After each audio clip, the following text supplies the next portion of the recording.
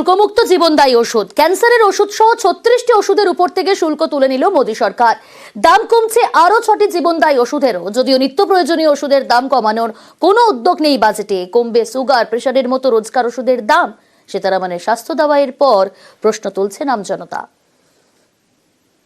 Maximum মানুষ আমরাই gas অম্বল আমাদের একটা বিশেষ করে বয়স্কদের নিত্য সঙ্গী হয়ে গেছে।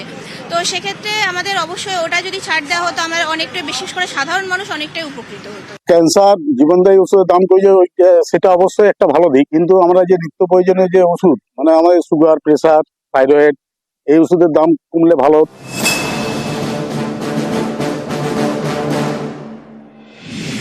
এবারের বাজেটে ক্যান্সারের 36টি ওষুধের ওপর থেকে শুল্ক তুলে নেওয়ার প্রস্তাব দিয়েছে মোদী সরকার। শুল্ক ছাড়ের তালিকায় রয়েছে আরো 6টি জীবনদায়ী ওষুধ। জীবনদায়ী ওষুধের দাম কমানোর উদ্যোগকে সাধুবাদ জানাচ্ছেন সাধারণ মানুষ, কিন্তু তাদের প্রশ্ন, নিত্য প্রয়োজনীয় ওষুধগুলোর কি হবে? সুগার, প্রেসার, কোলেস্টেরল, থাইরয়েড থেকে সাধারণ জ্বর-জ্বালার ওষুধ, যা কিনতে হাজার হাজার টাকা খরচ করতে হয় প্রতি মাসে, এই সব ওষুধের দাম তো দিন দিন বেড়েই চলেছে। তা কমানোর কোনো উদ্যোগ নেই কেন মোদী সরকারের বাজেটে?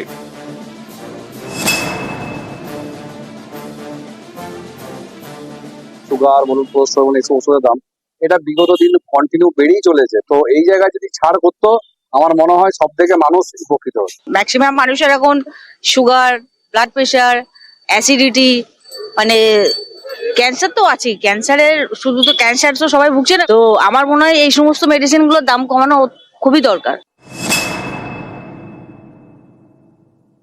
যে ভারতবর্ষের মানুষের যে রোজগার এবং তার তুলনায় তার ওষুধ এবং চিকিৎসা সংক্রান্ত খরচ, সেটাও কিন্তু আমরা দেখতে পাচ্ছি যে সেখানেও একটা ক্যাটাস্ট্রফিক হেলথ এক্সপেন্ডিচার তাদের হচ্ছে। মানে তাদের যতটা সঞ্চিত অর্থ বা যত তাদের রোজগার, তার থেকে বেশি খরচা হয়ে যাচ্ছে অনেক ক্ষেত্রে, বা একটা সিগনিফিক্যান্ট অ্যামাউন্ট হেলথের জন্য খরচা হয়ে যাচ্ছে। কিন্তু এই জায়গাগুলোতে সরকারের অবশ্যই ধ্যান দেওয়া দরকার ছিল, গুরুত্ব দেওয়া দরকার ছিল, যে এভাবে যেগুলো জীবনদায়ী ওষুধ এবং যেগুলো দীর্ঘদিন ধরে খেতে হয় সেই ওষুধগুলো যদি, এবং ভারতবর্ষের মানুষ তো অনেকেই বিলো পভার্টি লাইন বা অনেকেই দারিদ্র্যসীমার নিচে থাকেন, তাহলে সেই ওষুধগুলো যদি যত কম মূল্য যতটা কমানো সম্ভব এবং তার যদি মূল্য বেঁধে দেওয়া যেত, তাহলে হয়তো আরও বেশি পরিমাণ মানুষ উপকৃত হতেন।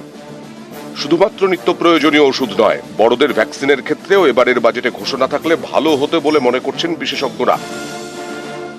অনেক ভ্যাকসিন কিন্তু এখন ক্যান্সার প্রিভেনশনের জন্য লাগে, কিন্তু অ্যাডাল্ট ভ্যাকসিন কিন্তু অনেকগুলো আছে। সেই অ্যাডাল্ট ভ্যাকসিন নিয়ে কিন্তু সেভাবে কোনো রকম কোনো বাজেটে আমরা পেলাম না। সুতরাং এই জায়গাগুলো যদি সরকার তার গুরুত্ব দিত, তাহলে হয়তো আরও বেশি পরিমাণ মানুষ উপকৃত হতেন। নিত্য প্রয়োজনীয় যে ওষুধগুলো সেগুলো তো দাম কমলো না, আমিও দেখলাম। এবার ব্যাপার হচ্ছে যে আমাদের অনেক দিন আগে থেকেই একটা বিল পাস হয়েছিল যে যদি জেনেরিক ওষুধ আসতো, তাহলে জেনেরিক ওষুধ যদি ডক্টররা লিখতো তাহলে আমরা অনেক উপকার পেতাম। কিন্তু ডক্টররাও তো দামি দামি ব্র্যান্ড সেই লিখেই যাচ্ছে। এর মধ্যে হয়তো অনেক রকম ব্যাপার আছে, তাই জন্য তারা এখনো জেনেরিক ওষুধের নাম লিখছে না। ষাটোর্ধ্ব মানুষের ইনকামটা অনেকটাই কমে যায়, সে জায়গায় দাঁড়িয়ে তাদের ওষুধের দামটা কমানো হলে সত্যি বেটার হতো। নিউজ 18 বাংলা।